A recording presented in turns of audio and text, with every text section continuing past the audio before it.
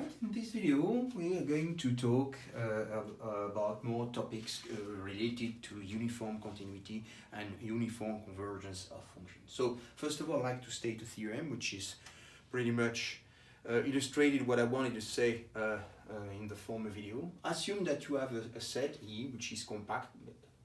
It's a compact metric space occupied with a metric D, and Y occupied another metric space occupied with a metric D prime, and I assume Y to be complete. So one is compact, the other one is complete, and I consider the space of function, so it's another space, the function set of function f defined from E and take their range in Y, where f is continuous. Now this set is just a set. We need to define a topology on this set. I'm going to define this topology through a metric. What is the distance I'm gonna define is this distance.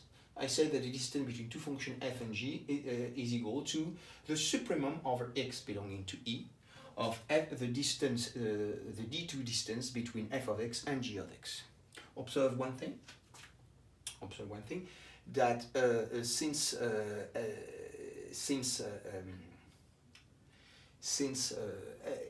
E is compact, this supremum is always reached. So I like to say one thing as an exercise. I'd like to say. So where is my point? So please verify that D defines a metric on capital F. Now I claim that the set F is complete. This is something that I'm going to show quickly. And on the top of it, that at each time you have a sequence of function Fn that converge to F, F is definitively in the set. And then, so that means the distance between Fn and F tends to 0 as n tends to infinity. Because of the choice of this metric, Fn converges not only simply to F, but uniformly because of this metric. Right. All right. Before we show this theorem, I'd like to state a lemma, which is not very hard to prove. Again, so we take a sequence of function Fn taken from E to Y, where Y is complete. I don't necessarily ask E to be compact, although you could assume E to be compact even in this case, but it's not necessary. Then Fn converges to F uniformly. In other words, I would like to say that if Fn is a uniformly Cauchy sequence, in other words, for all epsilon positive, there exists an n1 bigger than 1, such that for all n and p bigger than this integer, and for all x belonging to E, the d2 distance between f1 of x and fm of x is less than epsilon. Well, okay, so if we have Fn converge uniformly to F, this entire sentence can be copy and paste, and we replace f of x, fm of x by f of x. All right. Now, this means that this proves definitively that if I have Fn converge to F, let me do it like this. If Fn converge to F uniformly, this means that, so I would like to erase the top of this thing, and we'll come back to the theorem later after.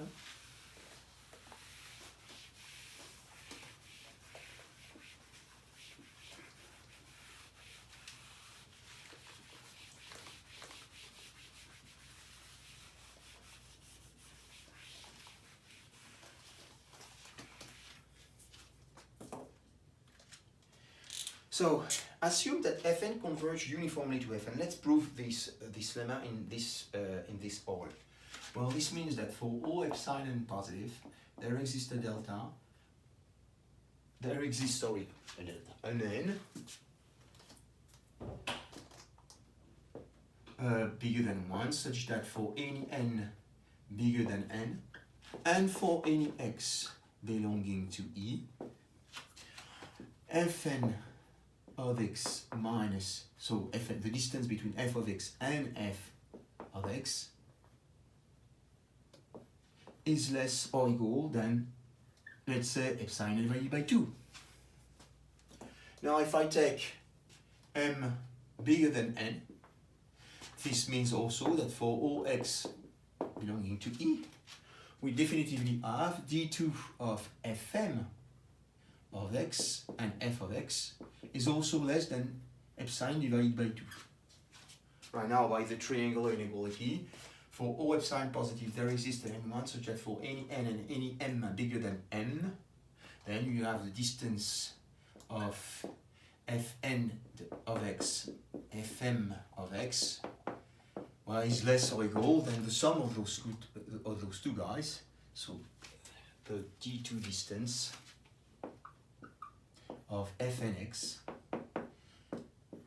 f of x, plus d2 distance of f of x and fm of x, and of course this is less than epsilon divided by 2 plus epsilon divided by 2, which is indeed equal to epsilon, and that proves the lemma in that direction. Now let's prove the lemma in the other direction.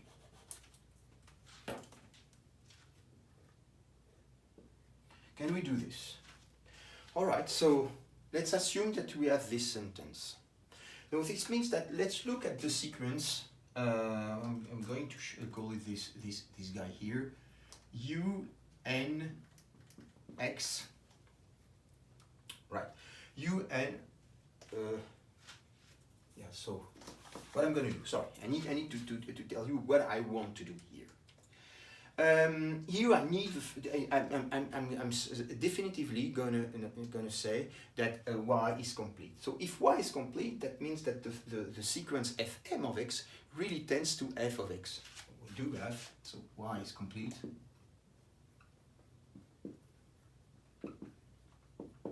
Do that, we do have the fact that fm of x converges to f of x.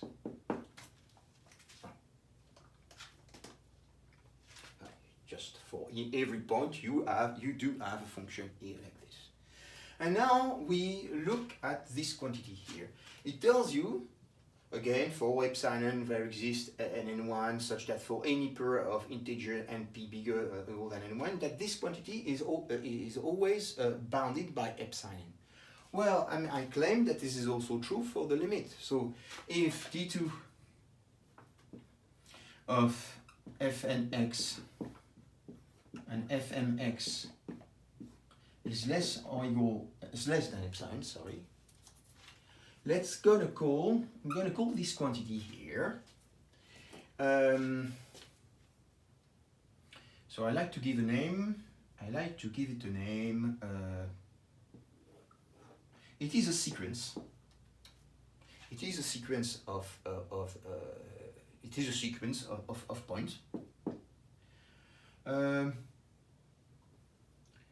Vm of x and n. Say I'm going to say it like this. So this is a real number which is indexed by m and depends upon x and n.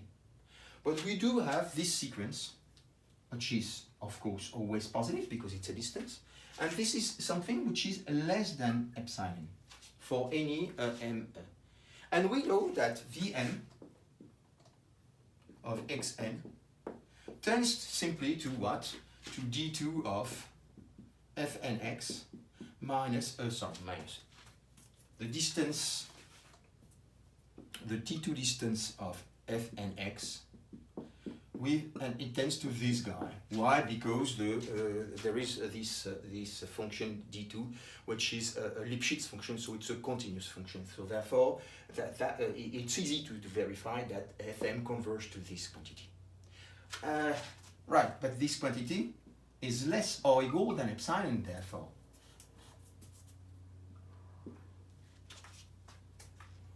So I'm not yet right. So I'm not completely all right with this because I have proved that it's less or equal than epsilon. Well, big deal. I could have started in the first place by assuming that it was epsilon divided by 2. And then of course I got everything which is less than epsilon divided by 2, and this is less than epsilon divided by 2. See, if it's less than epsilon divided by 2, it's strictly less than epsilon, and it shows the lemma in both directions. Alright, so now let's go back to the theorem.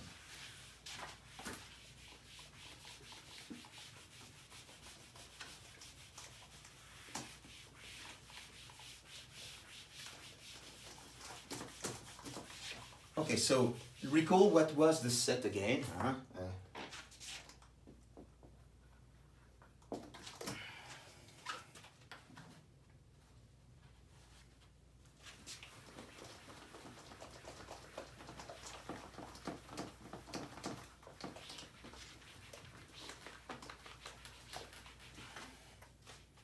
So the theorem says, the theorem is about this set, the set of function f defined from E with metric D, where this is a compact set, and Y with a metric D prime, where Y is complete, where F is continuous. And we have this metric D of F and G as being equal to the supremum of the X in E of the D2 distance between G of X and F of X. So again, as I said, please verify as an exercise that this really defines a metric. Well, you could already see that the distance between F and G equals 0 if the supremum of all X belonging to E is equal to 0, well, that means that G of X equals F of X for any X. Well, that's what it takes. So, alright. And of course, if F equals G, the distance between F and G is 0, that's clear. The fact that you can interchange F of G, that's completely clear from the definition. There is one thing which is not necessarily completely evident, is the triangular inequality. I like to think of this. Alright, so now we have to take a sequence of function Fn. Take Fn, a Cauchy sequence. What does it mean that is a Cauchy sequence? That means that for any epsilon positive, there exists an n bigger than 1, such that for any n and m bigger than n1, well, the d distance between Fn and Fm is less or equal than epsilon. Or in other words, that means that the supremum of d2 of Fn of x and Fm of x over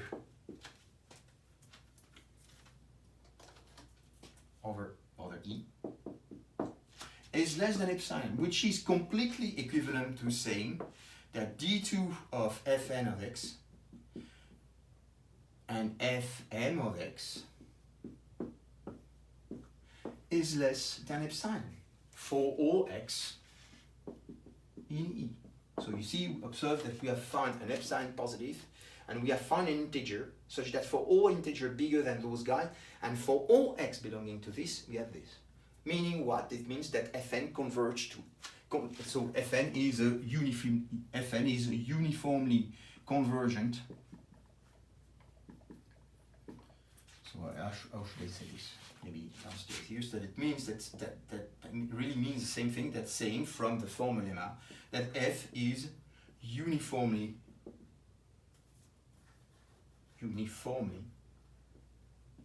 Cauchy convergent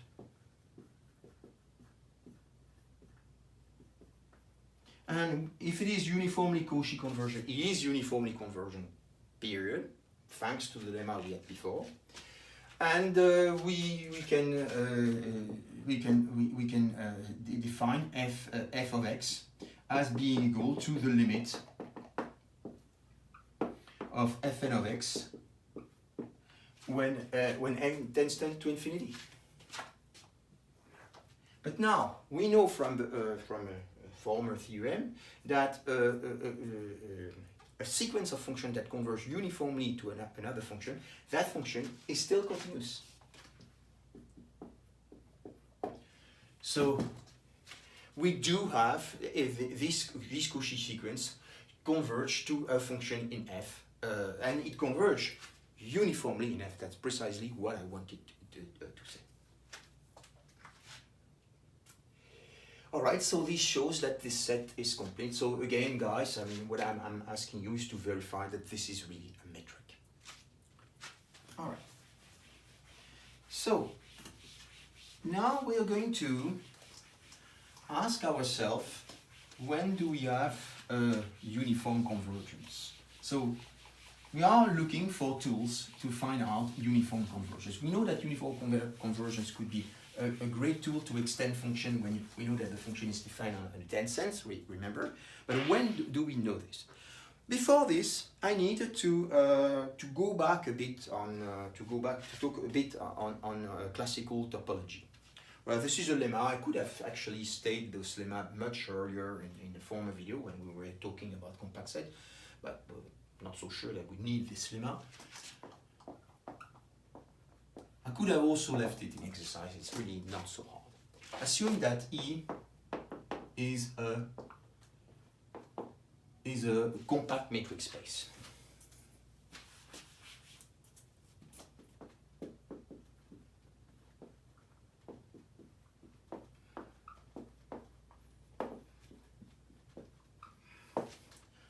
Then the conclusion is that E is separable. What do I mean by separable? So it's a definition inside the lemma, in other words, definition. E is separable if there exists D included in E such that the cardinality of D is equal to the cardinality of N. So in other words, D is countable.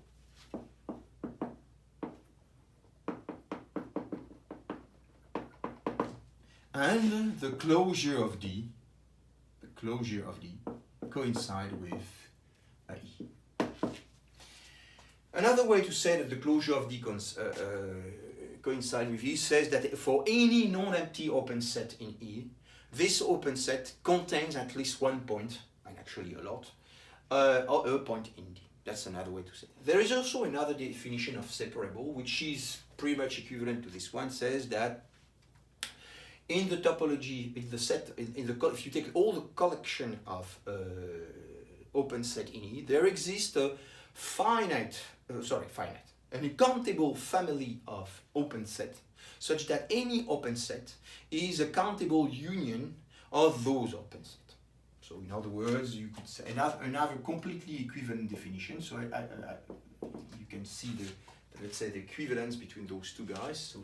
So there exists, let's say, a collection of OI, where I belong to N, such that OI is open.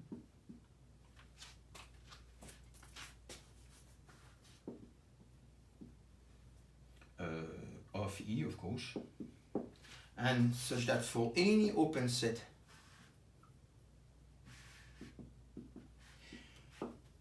U is a union from I belonging to N1, where N1 is a finite or infinite subset of N, including N, of OI. Both definitions are equivalent. This is not very hard. It's very easy to show that this definition implies this one, right? It's sufficient to take a point in the OI, and you are sure that every open set will contain at least one point in this guy. How do we get so that's construction from in that sense is easy. In the other sense, it's not hard either. You just consider the ball centered at those guy xi in D, and of reduce let's say P divided by Q. You have a countable set here because you have a countable number of xi. You have a countable index because P over Q depends, let's say, belongs to Q. So you can say that this set is in cardinality completely equivalent to n cross n, in other words, which is again countable anyway. So you can do in any way, but actually this is this definition that I will make. All right, so I want to show now that any compact set in a metric space admits a subset which is dense in this set. Observe one thing: R, any compact set of R would satisfy this, because we can take R, we can take the compact set in R intersected with Q, and then we are sure to have no more than a countable number of points in this set. And it's of course the closure of this set is of course coincide with the interval. All right, so, and this is going to be quite handy in the future. All right, so this is this definition which I'm going to use anyway. Proof. The proof is not very hard and follows from the fact that E is compact, therefore, so proof. E is compact.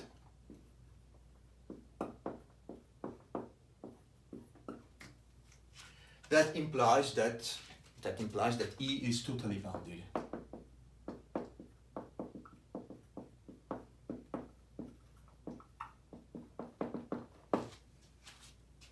All right. So this means, let me kindly remind you what totally bounded means. For all epsilon positive, there exists a finite number of points, x1, xp, such that the ball centered at xi and of radius epsilon, if you take a union from I equal 1 to p, covers E, so let's say it's equal to here because we're considering not a set but a space. All right, well, this sentence being true, why don't we do the following thing? Let epsilon being discretized equal 1 over n. Well, okay, so for this choice of epsilon, there exists a finite number of points for which the ball covered E completely. So there exist x1n, x2n, xp depending upon n, so I denote this finite set of points like this, such that the union from j equal 1 up to n, no, up to pn, sorry, of the ball centered at x, p, n, and n, double index, so it's not pn but pj, sorry. No, that's not that, sorry, this is n and this is j, sorry. Such that the ball and its and of radius 1 over n covers completely E. All right, so now what I'm going to do, I'm going to take simply the union, so define D being this following set. The union, so this finite set, let's call this finite set, I'm going to call it B index n.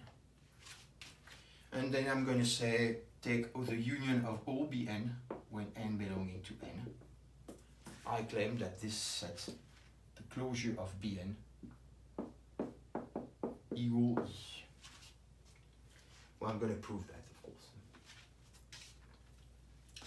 All right, so how do we show this? Okay, so let's again epsilon be positive, be given, nothing to do with this one. And let x belonging to E. I want to show that there is a point to show. There exists y belonging to D here, such that the distance between y and x is less than epsilon. That's the only thing I need to show. Well, let n belonging to n such that 1 over n is less than epsilon. Well, that's possible because actually you know that that R is Archimedean, as I remember.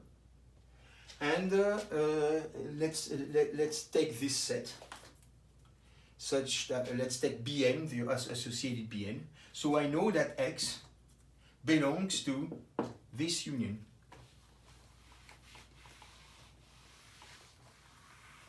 Right. What does it mean? That means that X needs to belong to one of those balls. That is that X belongs to B1 over n of one of those guys. So let's say xj0 and n. Well, but that precisely means that dx and xj0, xj0 is less than 1 over n, so less than epsilon. And this proves the fact that D is dense in E. All right.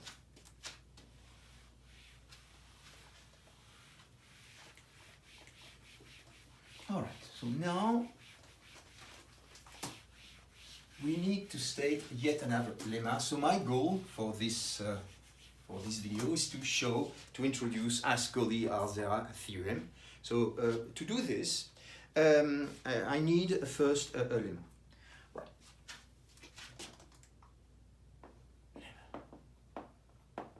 So first of all, before the lemma, I need to make a definition.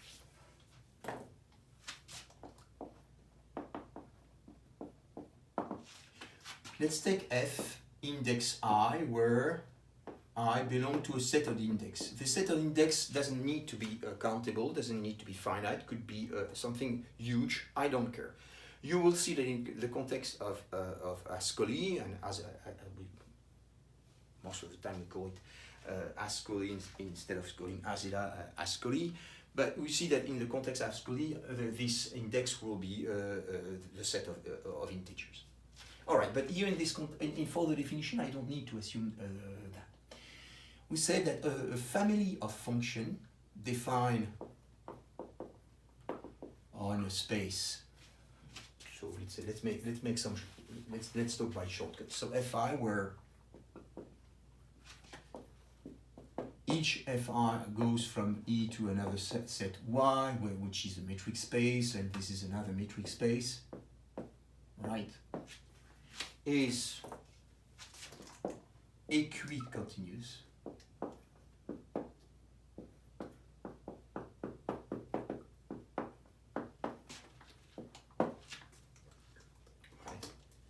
If for any epsilon positive, there exists a delta positive, such that for any x in the set E, and for any I in this guy, well, we do have the distance, the d prime distance of, what did I say here? Yes, the, so I forgot something, For any x in E and for any y such that the distance between x and y is less than delta, and now for any I in the set of index, the d prime distance of f I of x and f I of y is less than epsilon. Yes, that's what the word equicontinuity means. So it means what? It means that for any integer I, the function itself, the function is uniformly continuous on E. That's what it says. But here it's more than uniformly continuous. It's uniform in X. So actually, the choice of delta doesn't depend on the choice of the X or Y or not. You can find a delta small in such a way that it's going to be true for every X. And it's also also true for any integer I in the set of index. Now let me state a lemma. Now I can state a lemma. Here, I haven't said yet anything about E being compact, Y complete, no. Lemma. Assume we have a sequence, and now I mean indexed by n, of function fn, which is defined on a set D, where the set is countable, so the cardinality of D coincide with that of n.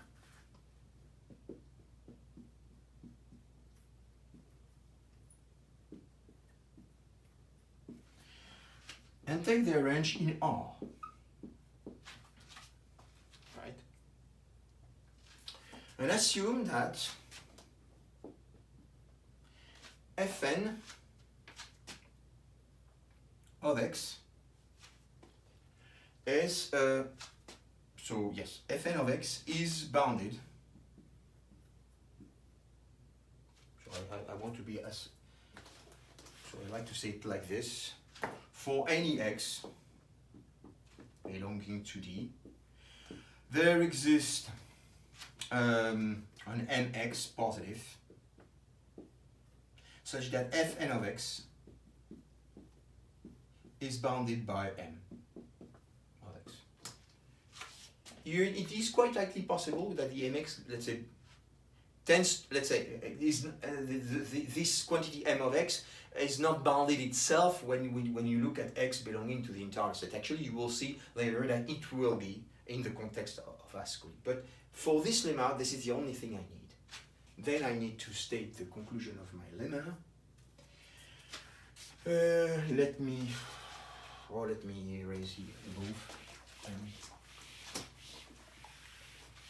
So I forgot to say, of course, Fn, the family, is equicontinuous.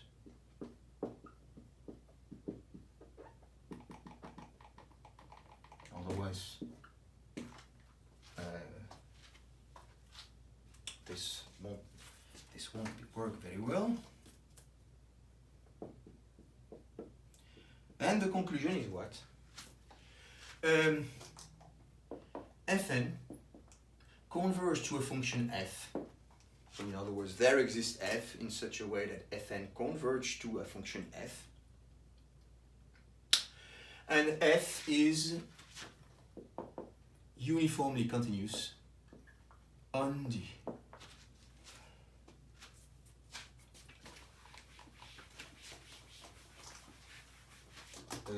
Sorry, no, that's not what I want to say. That's not what I want to say at all. I want to say, no, the conclusion is like this. There exists a subsequence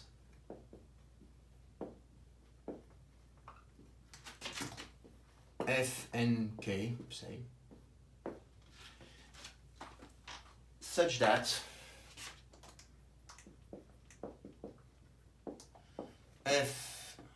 f and k converge to a function f, and that function is uniformly continuous. So converge, so of course, converge on D, of course.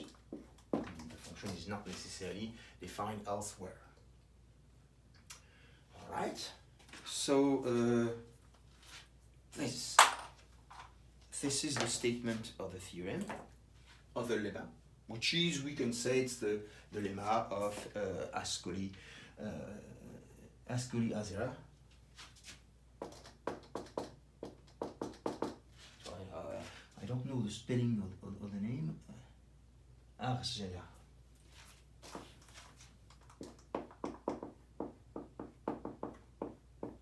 Ascoli. Some Italian mathematician. All right, so let's prove this lemma. I'm going to erase everywhere. Maybe, yeah, everywhere. I mean, I don't need this upstairs. Let me erase. All right, so there are a lot of words which are important here. The fact that this is bounded is going to help us a lot, but the fact that D is countable is absolutely crucial also for what we're going to do. All right, so you know what? Since D is countable, D can be, let's say, a set is a collection of x1, x2, xm, and so forth and so on. it makes sense to, let's say, write D like this. And now, you know what? Let me start by x1. Fn of x1, this is a sequence of real numbers, which are all bounded by m of some x1. If I fix x1, this is simply a sequence of real number which is bounded. Well, we have seen, thanks to the limit supremum or the limit infimum, that that's actually Bolzano-Weierstrass, that such a sequence admits a convergent subsequence. So Fn of x1 admits a convergent subsequence. So instead of indexing a subsequence, because you will see I would take a subsequence of a subsequence of a subsequence of a subsequence. Actually, I wouldn't have to do that, let's say, more than a finite time, a countable time. So I need to adapt a good notation for this. So saying this, it amounts to saying that there exists n1 included in n of infinite cardinality. So the cardinality of n1 is infinite, such that Fn of x1 converge to something. So I'm going to call it f of x1. That's fine. It doesn't matter. But n belong to n1. Well, that's quite elementary so far. Observe one thing, that if, so I need to recall something. Recall.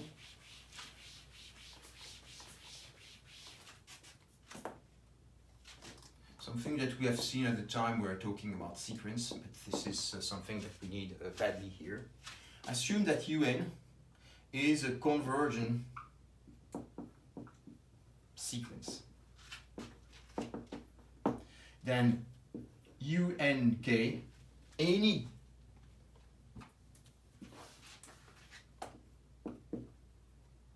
any subsequence of unk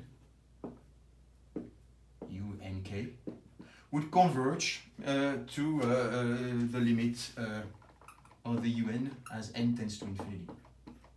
Yeah. If you take a subsequence of a sequence which already converge, that subsequence converge.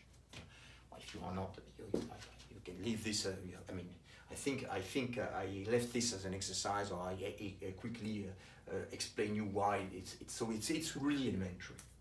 All right. So let's go back now to my construction. I find a subsequence for x1, for Fn of x1 to converge to f of x1. Now what I'm going to do, I'm going to look at this guy, Fn of x2, but pay attention, n belonging to n1 this time. Well, this sequence is still bounded by m of x2.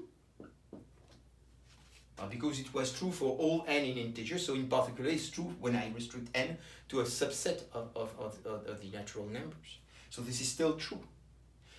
Bolzano-Weierstrass tell me that this sequence converge to this sequence and made a convergent subsequence. So, in other words, how do I say so? There exists n2 included in n1, such that the cardinality of n2 is infinite. So actually, all the integer, all the set I'm going to consider, they are all going to be of infinite cardinality, such that Fn of x2 converge to something which I'm going to call f of x2, where the n must belong to n2 this time, not n1. Observe one thing. If I replace n belong to n1 by n belong to n2 above, and I go back to what I've done before, this is still true because it is a subsequence of a sequence which is converging, thanks to this recall. All right, guys. Now, what I do that for any integer k. So let me do it like this. So no, more precisely, let's do it like this. I've constructed n1 and 2. I construct actually sequences of set, let's say nk, such that satisfy the following property. Fk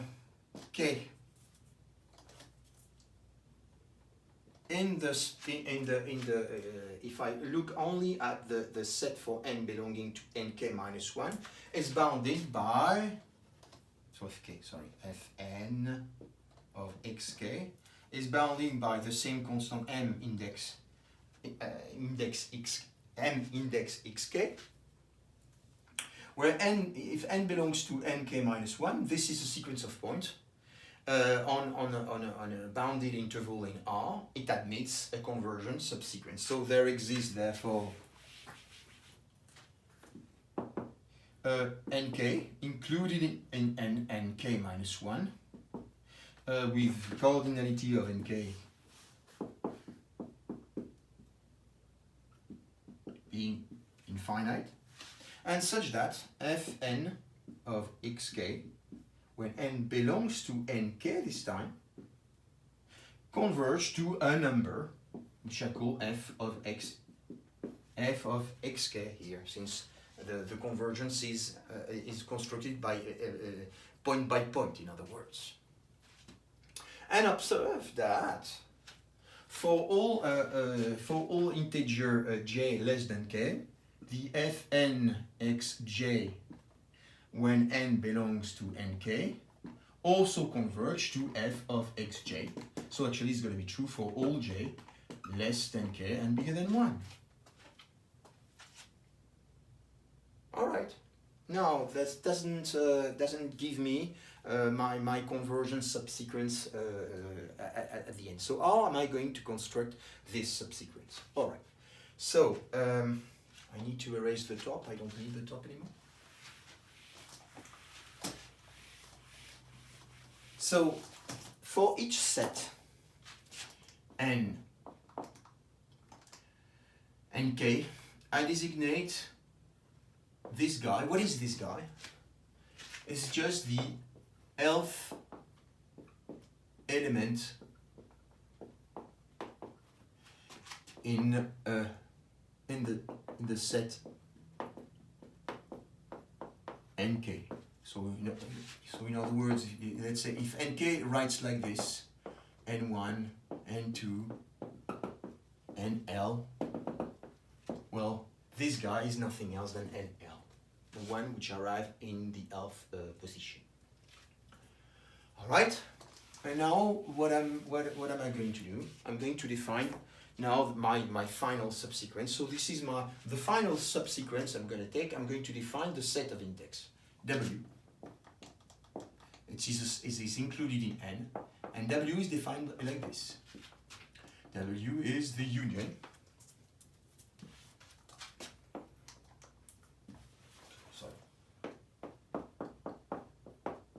from j equal 1 to infinity of nj j. Exactly this one. Right?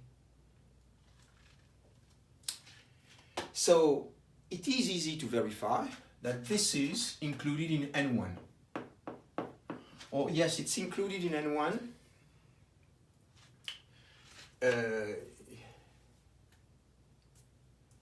Yes, it's included in n1 by construction here, right? And you can verify also that after, so this is included in n1, and for all k bigger than j, wk is always contained in nj. That's also not so hard. Which means what? Now, if I look at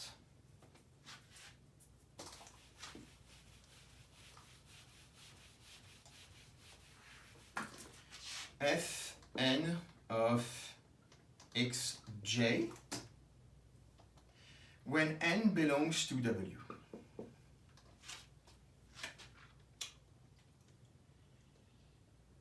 So should not say included, but belongs to. It's a natural numbers. So all right. So now what does this mean here? That means that if you take, for example, let's start by x1 and you take n belonging to W. Well, W is definitively included in n1, so this is definitively converging for J1.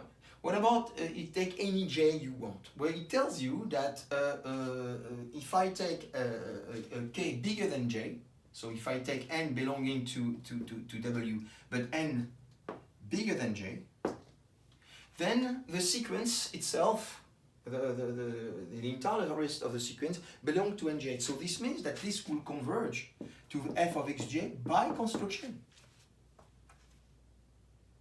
So in other words, what I'm saying is that the sequence, the index are probably not the right one to be with at the beginning, but eventually after a rank where the rank here in the sequence is bigger than j, it will guarantee that you are already now in the right subset of index. That's what it says.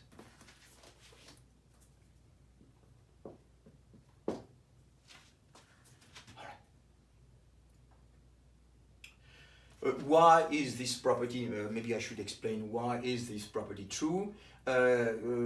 Because if you take n, let's say nj as the number j, the jth element of nj, this guy is definitively in nj, and all the others are belonging to nj anyway. So that's why I'm saying that for any k belonging to j, all the elements which are at least which are after the number j should be automatically in nj. All right. So this means that we have succeed to find a subsequence which converges to this function f here. Now, what we need to show is that the function is uniformly continuous. All right, so how do we show this?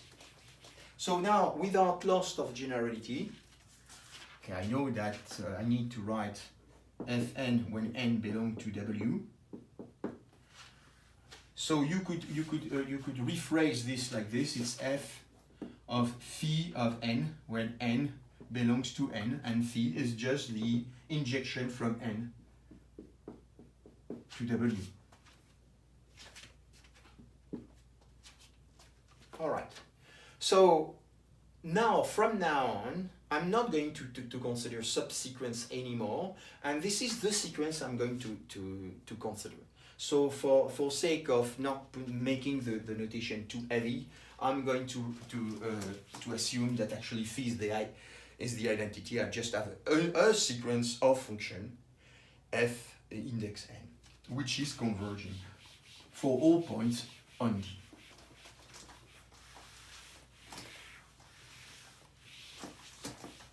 So from now on, as I said, so from now, I will assume that Fn of x j converge to f of xj as n tends to infinity for any xj in D. Actually, I don't need to put j anymore now for any x in D. Okay, so that's nice. I want to show now that on D, f is uniformly continuous, which is not so clear actually. To show f is uniformly continuous on D.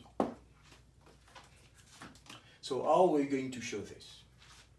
Okay, so what we have to show, we show that for any epsilon positive, there exists a delta positive, so that for any pair of point x1, x2, so let me say this, for any x1, x2 in D, such that the distance between x1 and x2 is less than delta, then I need to have the distance of their respective image. So that is here in this case,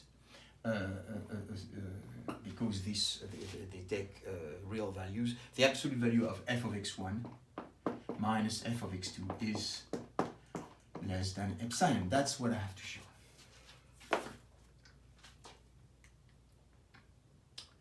All right, so we're gonna use obviously the fact that f is obtained by a limit of function. So we know that fn of x converges to f of x, and fn of, so x1 converges to f of x1, f of x2 converges to f of x2. What does it mean? It means that for the same choice of epsilon here, so let epsilon be positive, let an integer n1 bigger than 1, such that for any n bigger or equal than n1, what is it? Fn of x1 minus f of x1 is less than epsilon divided by 3. I do the same thing for an n2 belonging to 1, such that for n bigger than n2, then fn of x2 minus f of x2 is less than epsilon divided by 3. All right. Let me erase the top. Now, I know that the family of function is equicotinuous, and that's now where we're going to use it. Yeah.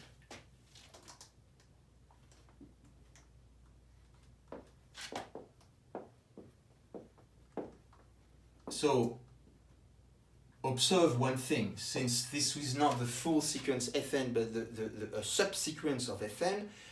If Fn is equicotinuous, if I take a subfamily of this family, it is also equicotinuous. This is quite clear from the definition.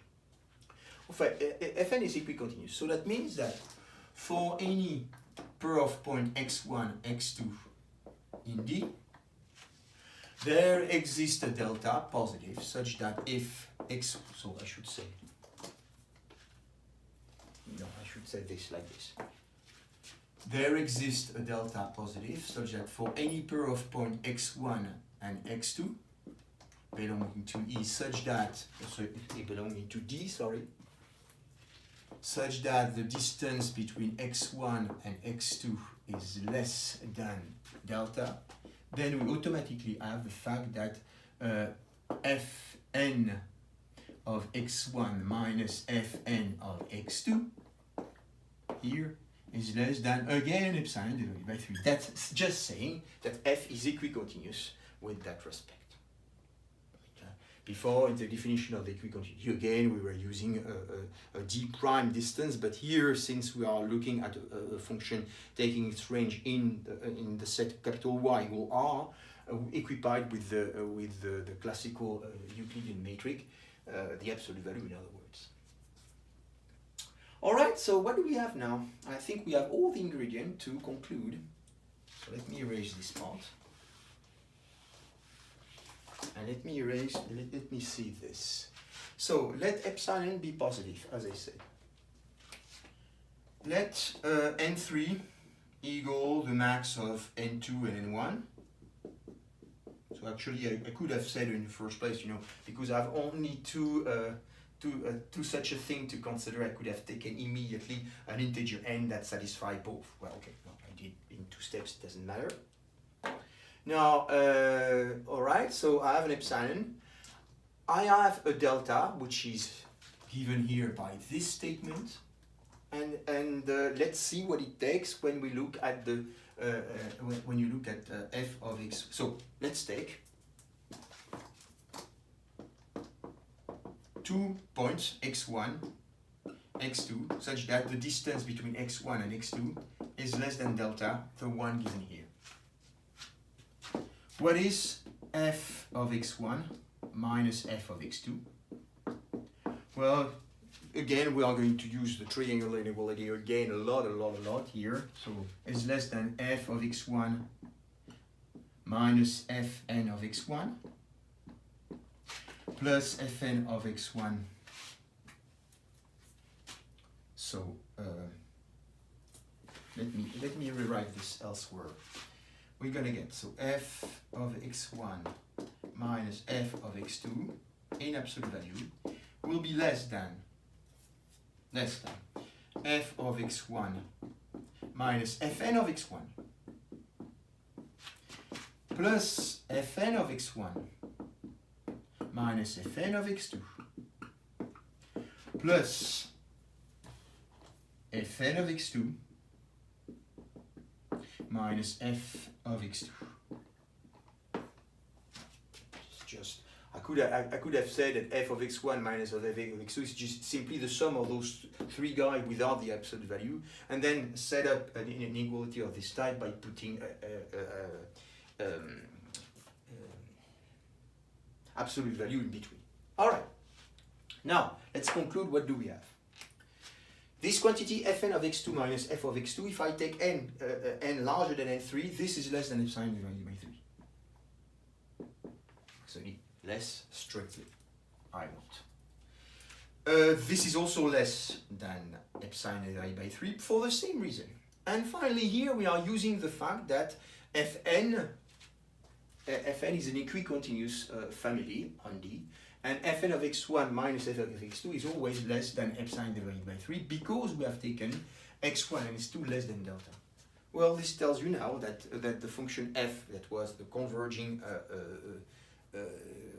the result of the conversion of the subsequence fn is not only continuous, but is indeed uniformly continuous in D. All right, so now we can state Ascoli as a theory.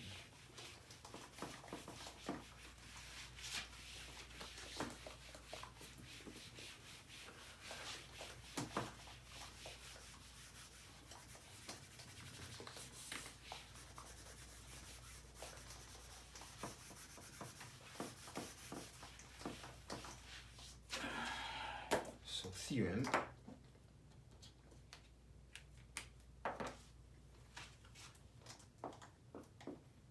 And this is due to, again, Ascoli I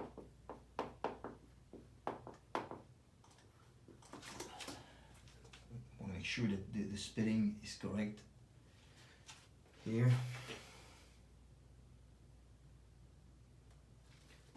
Yes, that's correct. There's an accent here. Whatever. Alright, so let Fn be a sequence of equicontinuous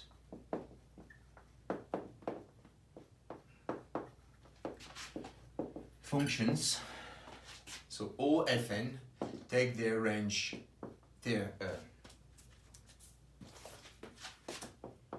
are defined on E, take their range in R, and E is compact. Right? And well, that's the only thing we need as far as I know. Yes, that's it. And therefore the conclusion is what? Is that there exists Fn admits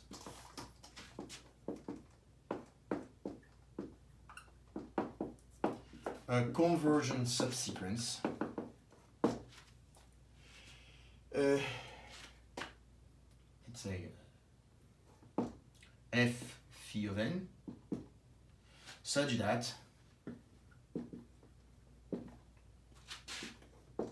f phi of n converge to a function f uniformly. Just verifying that I haven't forgotten any statement here. Yes, right.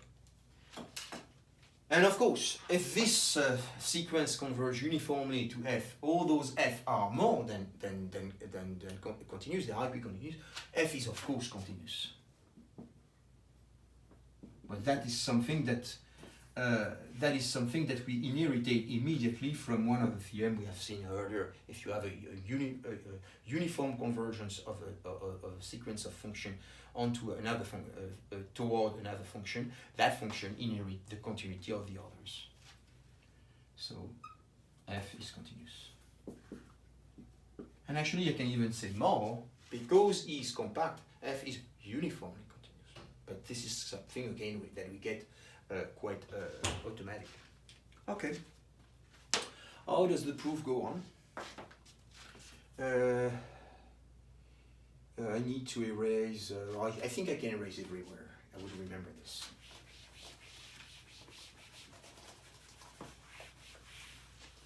All right, so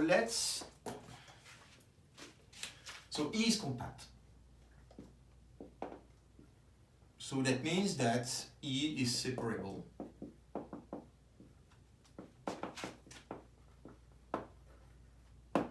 Let D included in E, such that the coordinaty of D is equal to the coordinaty of N, so in other words, countable, and the closure of D equal E. From the former lemma, Fn is equicontinuous on E, but is also equicontinuous a fortiori in the set D. So Fn admits a convergent subsequence f phi n, and it converges to a function f which is uniformly continuous on D. That for sure.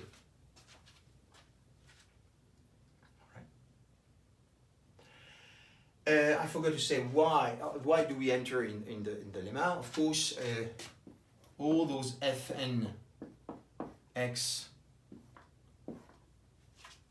since E is compact, each of those Fn is bounded by a true constant m, and for all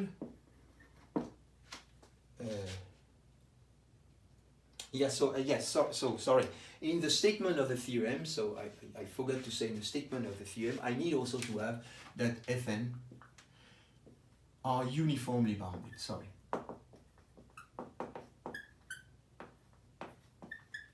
So maybe I should rephrase Ascoli again. I forgot this. Sorry. My apologies. I will restart. So Ascoli is like this. So you have a sequence of function Fn, where Fn is defined from E takes its range in R, they are equicontinuous.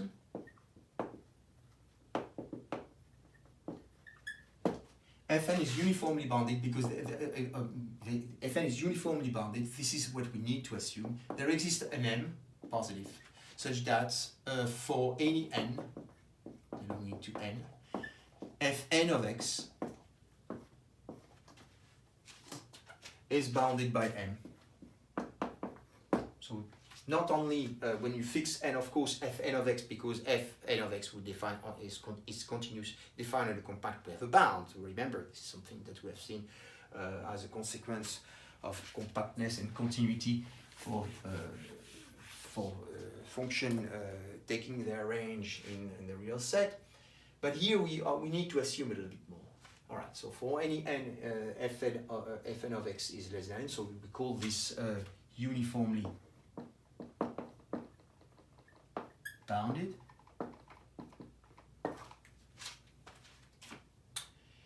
Then, yes, it's equicontinuous. Then there exists a subsequence f of phi n converging to f, where f is uniformly continuous. Continuous will be enough, say, and this convergent will be uniform here. That's what I meant. All right, so now the theorem being stated correctly, let me restart the proof from the beginning. E is compact. E was compact. I also to say that. E is compact, so E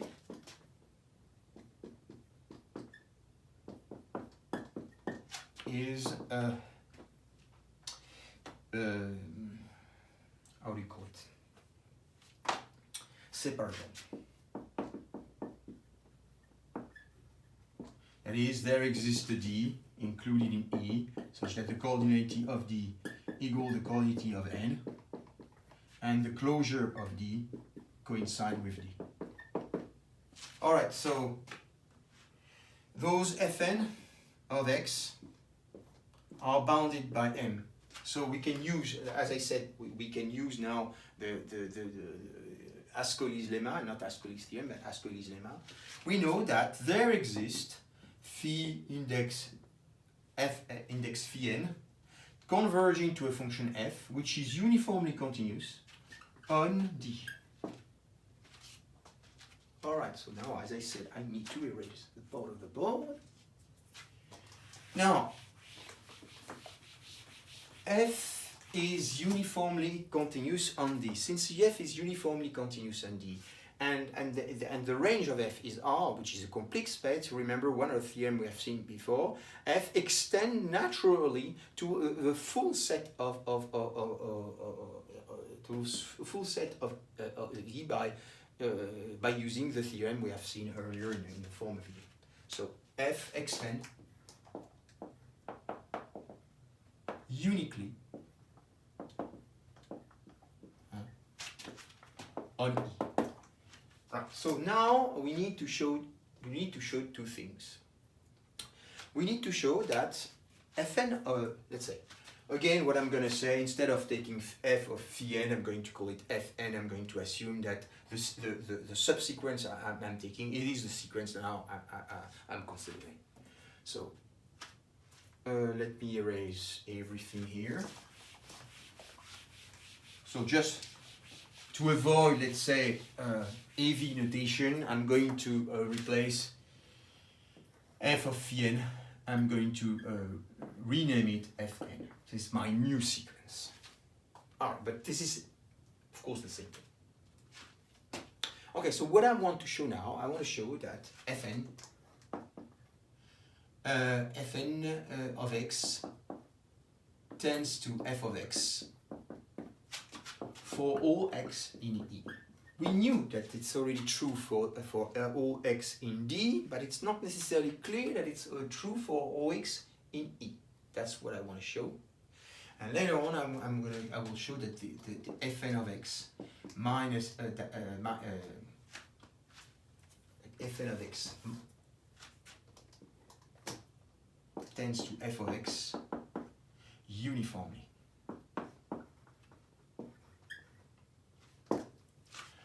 All right. So, okay, let's do it.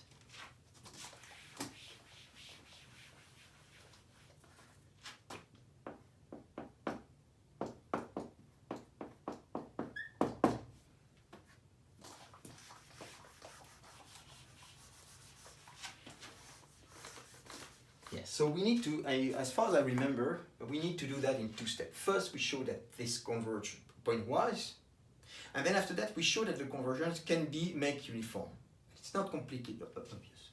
So let's first of all show that Fn of x tends to f of x. All right, so what do we know?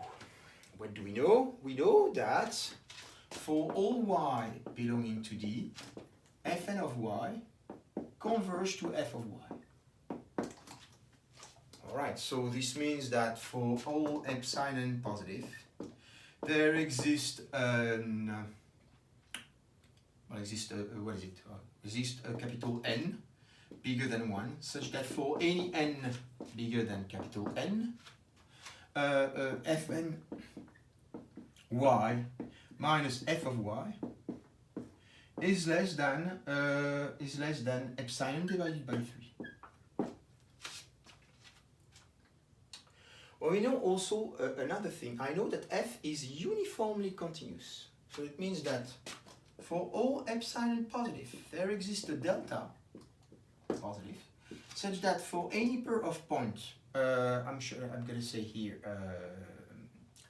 for any pair of points x1 and x2, in E, I insist, the distance between x1 and x2 less than delta implies that the distance or the difference between f of x1 and f of x2 is less again than epsilon divided by 3.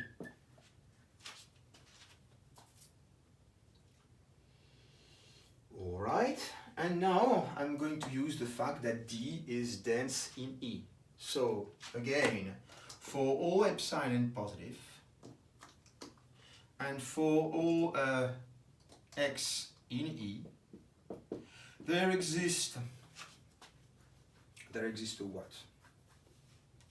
There exists a y belonging to D, such that the distance between the x,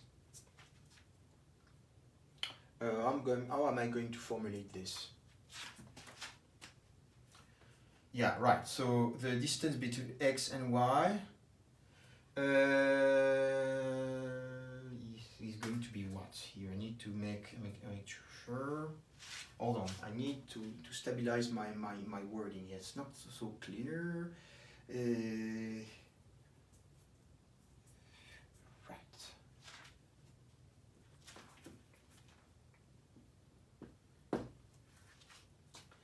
I definitively can find, can say that this is true.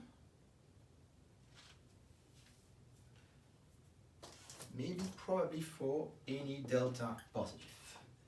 And for all x belonging to E, there exists a y in D such that the distance between x and y is less than delta. Yes. Alright, so now I need to erase the top.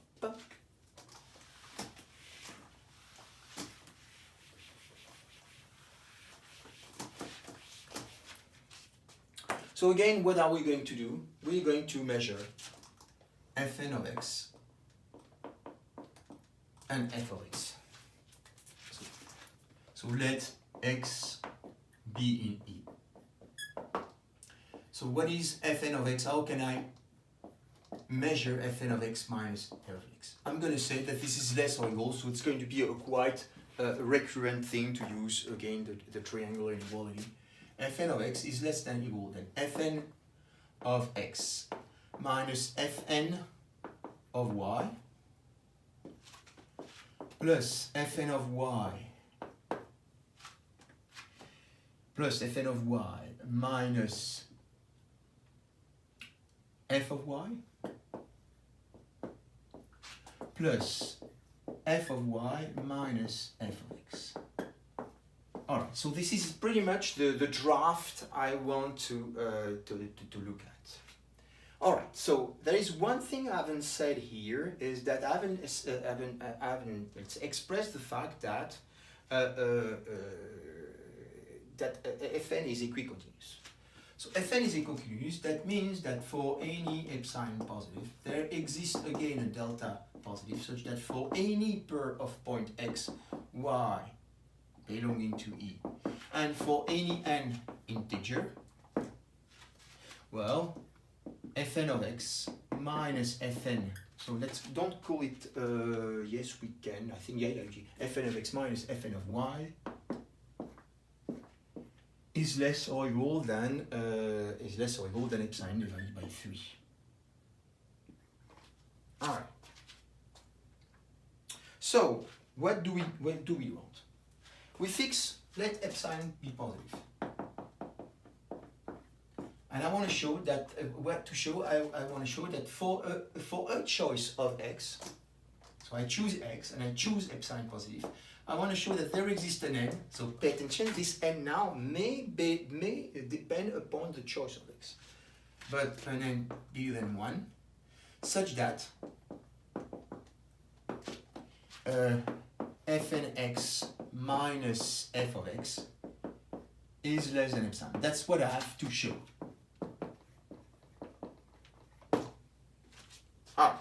Now, let's see what it takes. Let's see how we can do. For this choice of epsilon, well, there exists an n1 such that for any n bigger than n have this property. All right. So this means what? This means, right. Right. So and for any, so this is for y belonging to D here. All right. So here the first thing I want to do is first of all take a point y. I want to take a point y. Close enough to this close enough to x. This epsilon being chosen from the equicontinuity, it tells me I got a delta. Okay, so I take it. Great. Now, because because I have such a delta, I can choose y in such a way that the distance between x and y is less than delta. All right. Then in that case, if x and y belong to D, being a member of D, the distance of x and y less than delta, this quantity upstairs here is definitively less than epsilon divided by 3, thanks to this wording. All right. Now, this delta being chosen, I have also an integer n such that for any n bigger than n and for any y in in D, fn of y minus f of y is less than epsilon divided by 3. And now I forgot to say, so here it might be delta 1 such that if the distance between x1 and x2 is less than delta 1, f of x1 minus of x3, whatever those points are, they can be in D or not in D, doesn't matter. As long as they are of distance less than delta 1, they are less than epsilon divided by 3. Okay, well, you know what?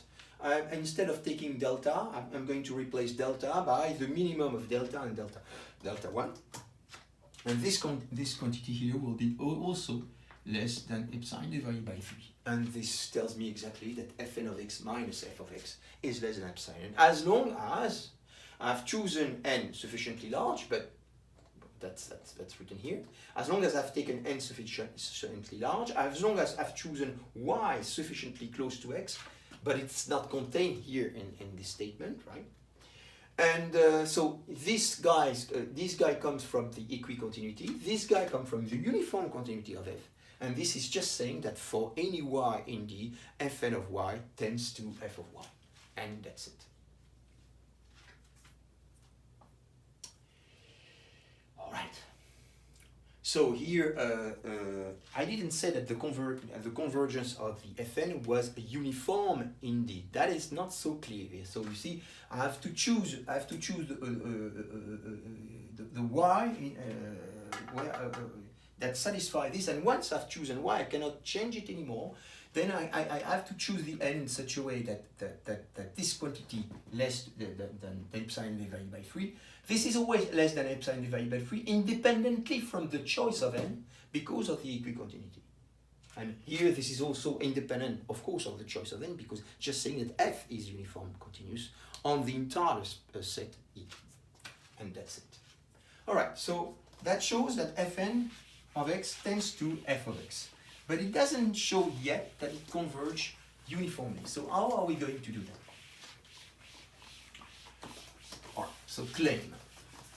Yes, we still have at least the fact that, so proposition, claim, proposition. And it's going to finish the proof of this theorem. Fn of x converge to f of x uniformly. So what do we have to show? We have to show that for any epsilon positive, there exists an n bigger than 1, such that for any n bigger than n, Yes, fn of x minus f of x is less than epsilon, and this is true for all x in E.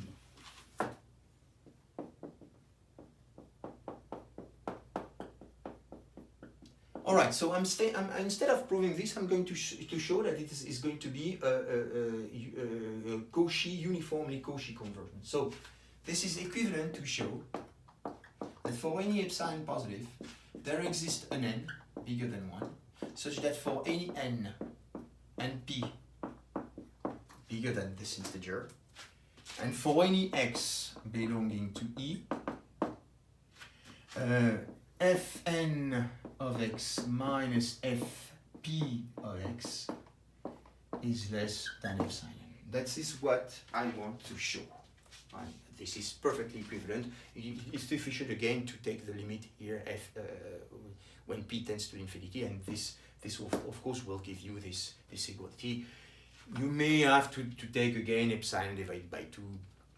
You know the story. That's the thing. So how are we going to do that? Okay, so let epsilon be positive. We're going to fix this.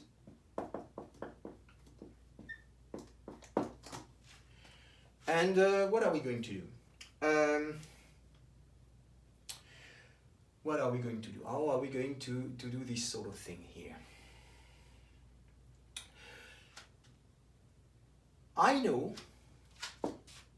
We know that fn of x converge to f of x simply for all x belonging to E. All right, so I fix epsilon positive, and now what I'm going to do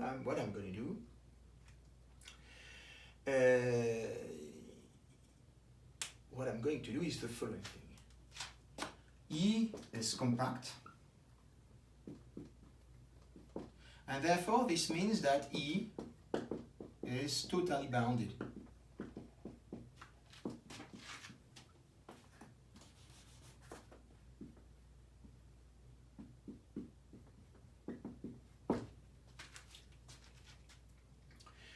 Let's again express the fact that Fn is equicontinuous.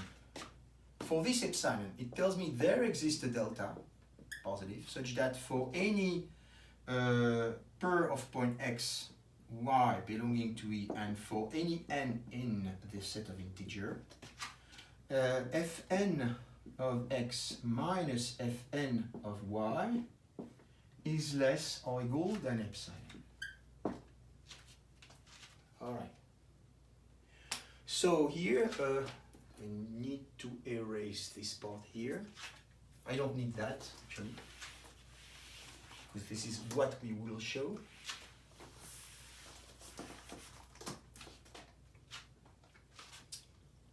So now I need to say that E is totally bounded. So with this delta,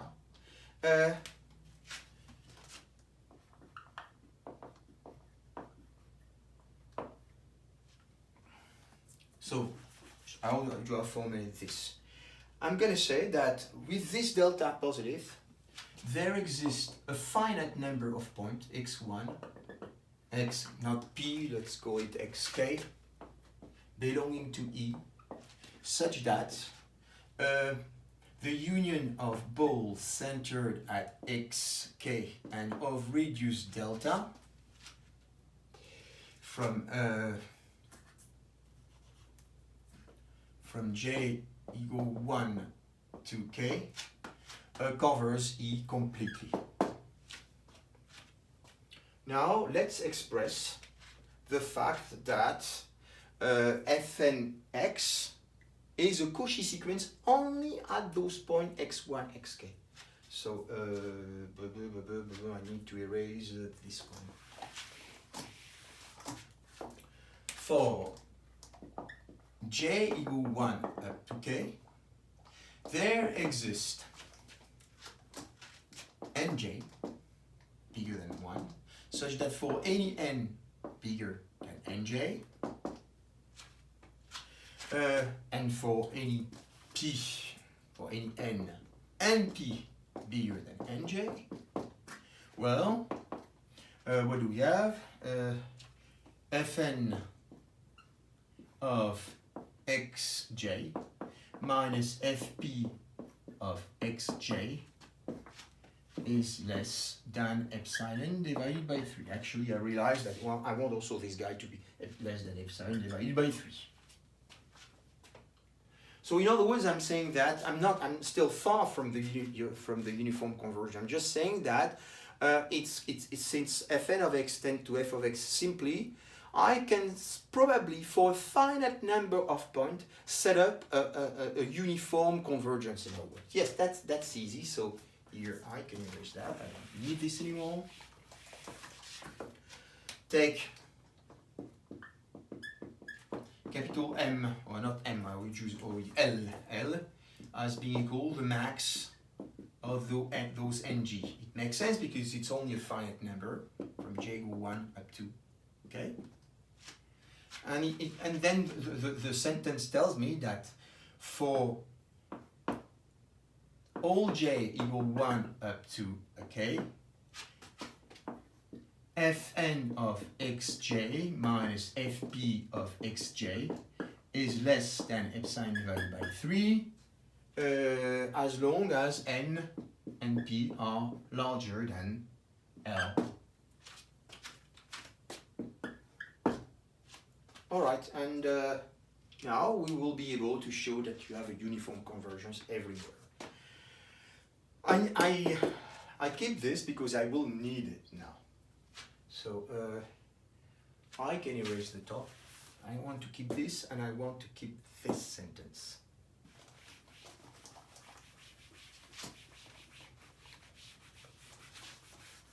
So now I claim that this L is the uniform L that's going to work for every x. So let x be in E. This means that x must belong to one of those coverings. So x must belong to BXL. And of reduced delta. Remember, this was what we were asking. For some L equal 1 up to j. So without loss of generality,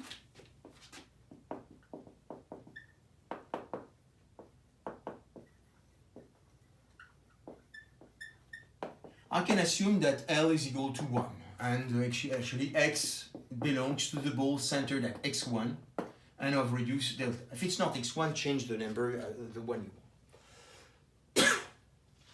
All right, that's very nice. Now, well, let's look at fn of x minus f of x, where n is going to be bigger than this L I've chosen here. I want to estimate, I want to show that it's less than epsilon. Well, this is less or equal. Fn of x minus Fn of x1, this guy, plus Fn of x1 minus, sorry, so it was F minus Fp, sorry, otherwise this doesn't make much sense.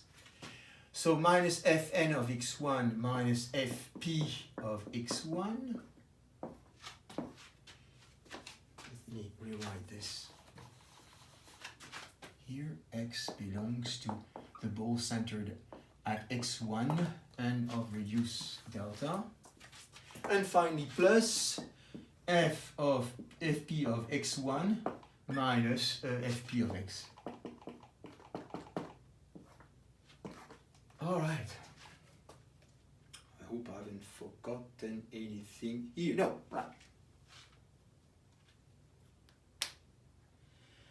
All right. So, what can we say about the first term here and also this one? Well, here by using the equicontinuity of f, since x belongs to the ball centered at x1 and of reduced delta, definitively, yeah, so I forgot to write something here. So the distance between x and y less than delta implies for all n integer this. That's something that I completely forgot. So it's just saying the family of Fn is equicontinuous. Sorry for that. All right. Okay. So saying that the family Fn of Fn is equicontinuous means that, well, there exists a delta, and this is the delta I've chosen before, such that at each time x and y are of distance less than delta, these things is less than epsilon. So those two things here are less than epsilon divided by 3, because x belongs to the right ball here. So the distance between x and xy is less than delta. So those two guys are less than epsilon divided by 3. By, again, using the equicontinuity. And finally, what remains is the one in the middle. But the one in the middle, I know that for n and p larger than L, this guy is less than epsilon, because I just said that the sequence converges simply on a finite set of points. So if a function converges simply at each point, you can say it's uniformly converging on a finite set of points. So this is precisely what I said here.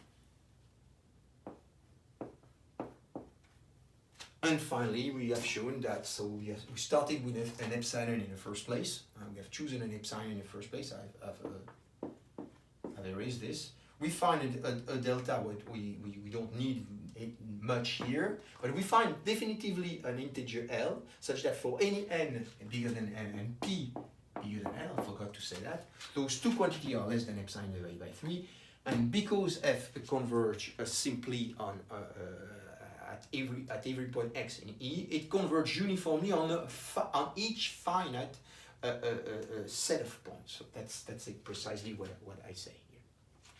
And this ends the proof of Ascoli-Azera theorem.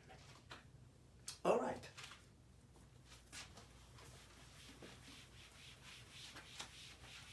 I'd like to finish this video by mentioning another theorem, which is very important in analysis. Actually, I want to say it's more used than Ascoli per se. Is the so-called M-Weierstrass theorem. So we are considering sometimes sequences of function, but we can also consider sequence of let's say partial sum. All right. So theorem. Maybe I should say no theorem.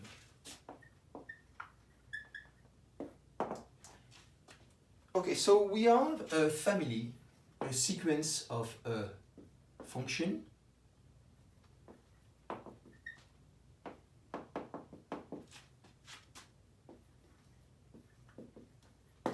so those functions are defined from a space here, a metric space, not necessarily compact at this stage. Take their range in R with the usual topology. And I consider this sequence, this new sequence of function, as being the sum from j equal, okay, start by 1, or if we can start by 0, it doesn't matter. Start from j equal 1 to n of fnx. We want to have criteria to look at the limit as n tends to infinity, which is, in other words, would be said to be the sum from I equal 1 to infinity of the fi of x. So sorry, here the index is not fn but fi. Sorry. All right. So the theorem, which is the theorem is due to which is called the M-Weierstrass theorem.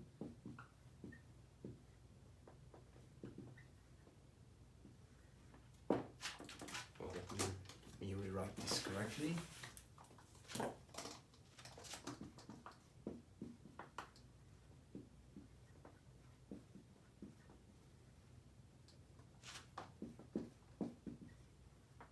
Tell me the following thing. Assume that for all n belonging to n. Actually, we don't need to assume that for all n belonging to n, but only for n eventually. For n belonging to n, the absolute value of f and x is bounded by a number that depends upon n, and the sum of the n from n equal 1 to infinity is finite. Then what do we do? Then un of x converges uniformly to a function that you can call u of x if you want to. Right? So not only the convergence is, we call the convergence will be uniform, actually it's an absolute convergence because we succeed to find an upper bound actually for the summation of fi. Alright, so let's do a proof for this. So what are we going to prove? What are we going to do? Let me erase some part. Oh, I can erase the top, I don't need it. To show, what do we want to show? Again, to show the uniform convergence, I prefer to use, to show the uniform Cauchy convergence. So, we need to show that for all epsilon positive, there exists an integer capital N bigger than 1, such that for any n and p bigger than this n, well, un of x minus up of x is less than epsilon, and this will hold for all x in E.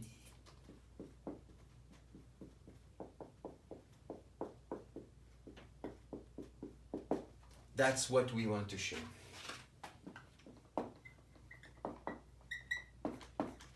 Alright, so let epsilon be positive, big. Okay, so now our searches will be for an n here. What does it mean, un of x minus up of x? So let me erase this.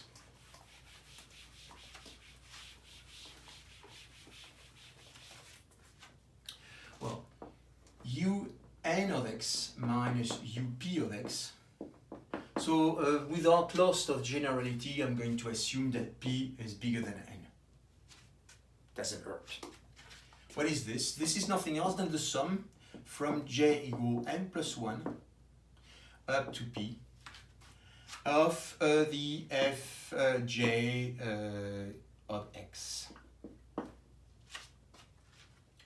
Okay, so the absolute value of this is equal to the absolute value of this, but it's less or equal than the sum of the absolute value of fj of x from j equal n plus 1 to p. Okay, so this pen doesn't work very well. Hopefully this one will get better. The disadvantage of having videos that nobody can really correct me if there is some problem when we see it or when you see what I'm writing on. Anyway, so this is more clear.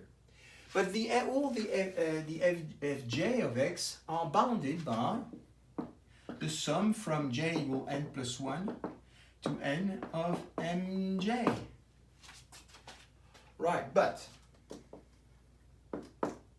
sum of mn from n bigger than 1 is finite. Well, this means what? It implies that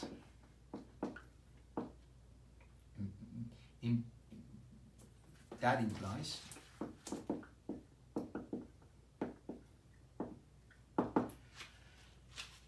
what? That means that if I look at the sequence Vn as being equal to the sum from j equal 1 to n of mj, this sequence is a Cauchy sequence.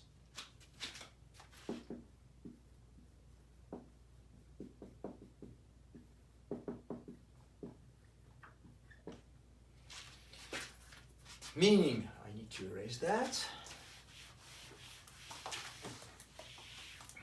Meaning that for this epsilon fix, there exists an integer L bigger than 1, such that for any n p, n is less than p, so because this is what I assume, n and p, so I should say like this,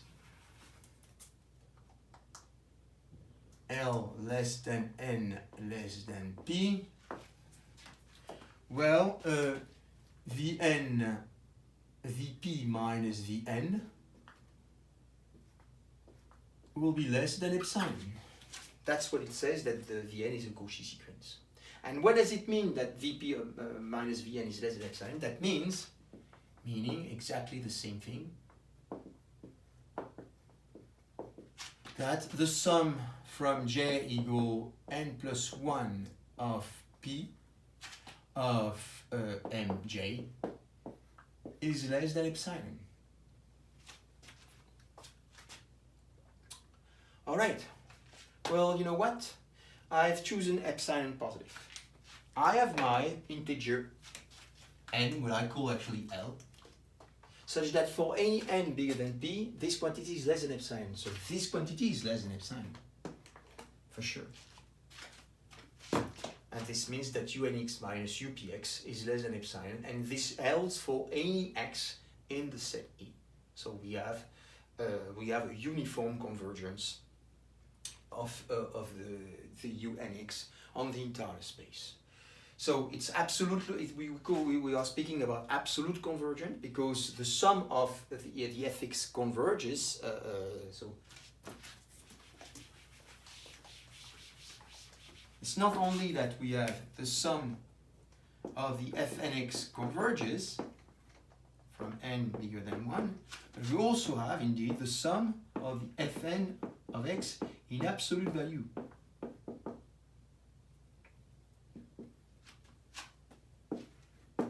So we have absolute convergence, and the convergence is uniform in the entire set. All right, so this ends what I wanted to say about those two theorems. In the next video, we're gonna touch a quite beautiful theorem, which is that of Stone-Weierstrass, which tells you that in the space of continuous function, how can we, let's say, approximate the set of continuous function? I was talking, I was explaining before that you can take a subset which is dense in this set. Is it possible to find, let's say, a set of functions which are quite nice and are dense in the set of continuous function? Well, we definitively know a set of functions defined, for example, on the interval, which is the category of polynomial function. These are very nice functions because they are smooth, they are analytic, you can do a lot of things with them, you can differentiate, you know, we can probably compute their roots if we can, and so forth and so on. But so I mean, we have a nice algebra on the set of polynomial. The question is that what does the set of polynomial take? What is the place of the set of polynomial in the set of continuous function? Stone-Weierstrass would guarantee actually that this is a dense set for a function defined on a compact interval. And actually, we will prove a little bit more than this. We have, let's say, a theorem which also is also true as long as we talk about an algebra on a compact space. All right.